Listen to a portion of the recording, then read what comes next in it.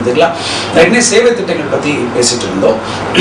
நிறைய கிராமங்களில் இந்த பயிற்சி வந்து பார்த்தீங்கன்னா இலவசமாக கிராமங்களில் இளைஞர்களுக்கு வழங்கப்பட்டு அந்த கிராமத்து இளைஞர்களையே அந்த கிராமத்துக்கு பொறுப்படுத்திக்கிற வச்சு, ஏன்னா எல்லாத்தையுமே அரசாங்கத்தை நம்ம எதிர்பார்க்க இல்லாமல் தன்னிறைவு பெற்ற கிராமமாக ஒவ்வொரு கிராமத்திலையும் நிறைய ஆரோக்கியம், இந்த மாதிரி நிறைய விஷயம் 5H ப்ரோக்ராம் அப்படின்னு இருக்க, ஒற்றுமையில் வேற்றுமையில் ஒற்றுமை, ஆரோக்கியம், மனித பண்புகள், இந்த மாதிரி நிறைய விஷயங்கள் அங்கே செயல்படுத்தி நல்ல மாற்றங்களை இந்தியாவில் செய்துட்டு இருக்கோம்.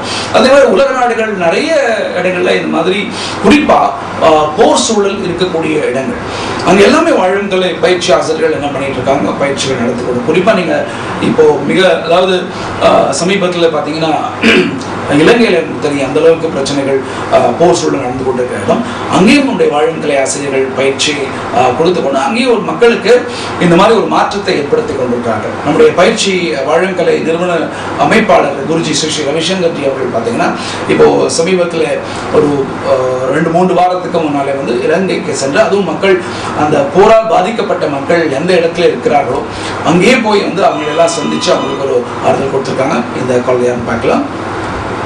ஓகே, ஸோ அவங்களுக்கு போய் நம்பிக்கை கொடுத்துருக்காங்க, இல்லை உங்களுக்கு நாங்களும் இருக்கிறோம், உங்களுக்கு நல்ல மாற்றங்கள் ஏற்படும் அப்படின்னா. ஸோ அவங்களுக்கும் அங்கே அந்த முகாமில் போய் பயிற்சிகள் கொடுக்கறதுக்கான ஏற்பாடுகள் இன்னும் நடந்துட்டு இருக்கு. ஏன்னா இது என்னை பொறுத்த வரைக்கும் 2005 நானும் இலங்கைக்கு போயிருந்தேன். ஒரு 3 வருஷமாக அங்கே பயிற்சிகள் கொடுக்க போயிருந்தோம்.